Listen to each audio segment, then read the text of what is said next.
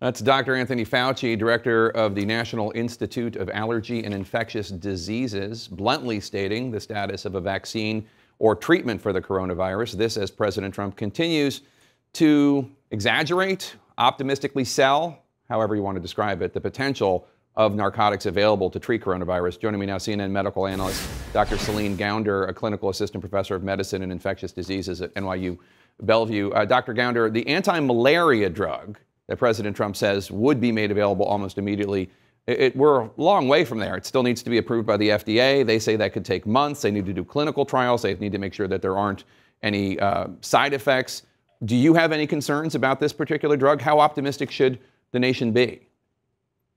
Well, chloroquine is known to have some serious side effects. There is another study that came out of France very recently looking at hydroxychloroquine, which is a related drug in combination with a common antibiotic. That also is very promising, but it was only about 20 patients. So that doesn't really give you adequate information on safety or effectiveness.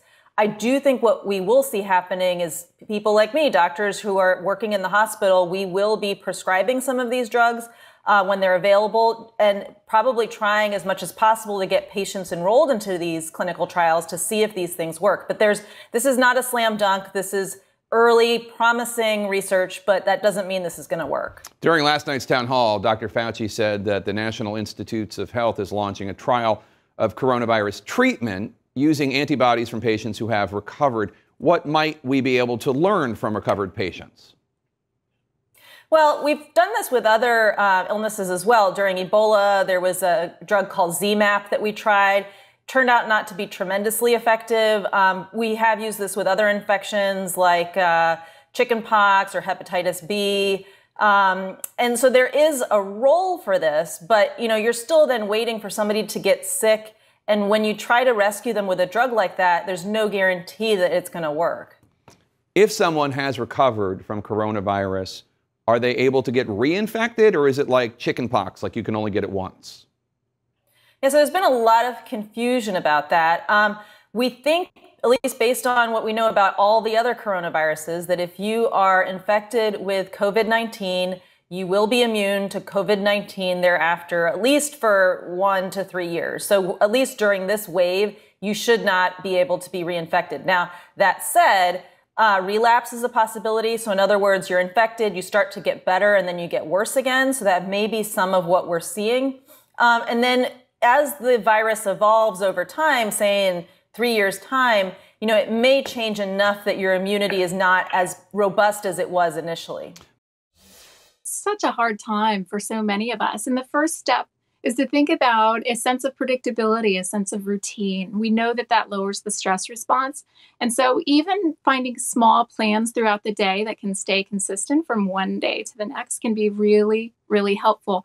Watching your sleep is so important. It's under threat right now because we're so anxious, but then it's a double whammy. When we don't get good sleep, we're more hypersensitive to threat, so we know that we feel worse.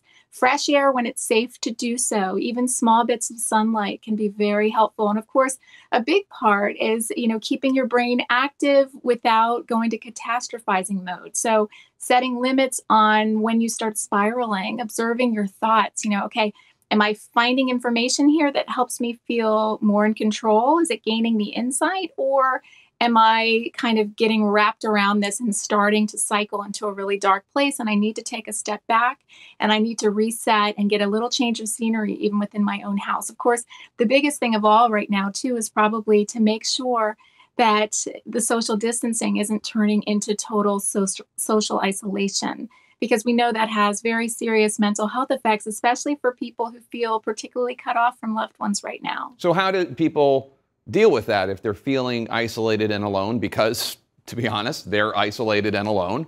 What should they be doing to help alleviate that?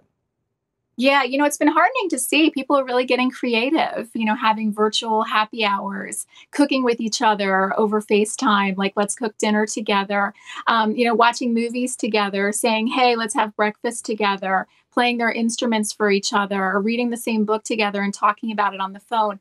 Ironically, I think one positive, bright spot within this larger horror is that people are having to find ways to come together. And because so many people are trapped at home, it almost gives them more motivation to say, hey, I really need something here and I'm going to make it happen. Of course, not all of us can do that. It depends on our technology. But really even, reaching out to a neighbor via an old-fashioned phone call can be really helpful right now. I also think it's important that people just acknowledge this sucks. This is really awful. Mm-hmm. It's totally okay to be upset and emotional and freaking out at home. I mean, we are going to get through it.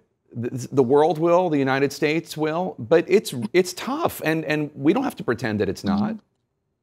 Yes, that's such a good point. I think accepting that some anxiety right now is very normal. Our circumstances are anything but normal, but our anxious reaction to that can be very normal. Can we harness that? Can we manage that? Can we observe ourselves and try to find pockets of the day where we sit and we breathe and we say, this is really hard. Is there a part of this that, I will remember in a way as helping me grow? I know that sounds sort of ridiculous when we're so anxious, but thinking about how we can look back on this and be the people that we want to be in these moments can be really powerful.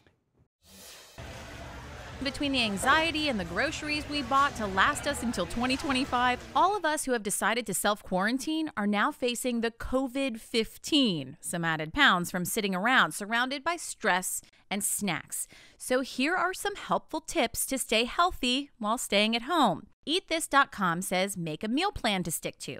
No excuse for having no time to plan ahead. All we have is time. Next, make a schedule. The real danger is in grazing all day long, so tracking your meals with apps like MyFitnessPal will avoid the BLT, or bites, licks, and tastes that could pack on the pounds. And only eat in your kitchen or dining room so your whole house doesn't become a buffet. And finally, stay active. Guess where you can't catch COVID-19? The woods. Go on a hike, have the kids do races in the front yard, or check out amazing at-home workouts. Check with your local gyms. Many are offering classes live streaming in place of your membership. Good, you got it. Here's 8, 2 more. And if there's one thing connecting us in social distancing, it's that we're all at home, including world-class athletes like Chinese gymnast Chen Yael, who will walk you through exercises you can do from your living room. So stay home, stay active, but most importantly, let's stick together to stay sane. Awesome.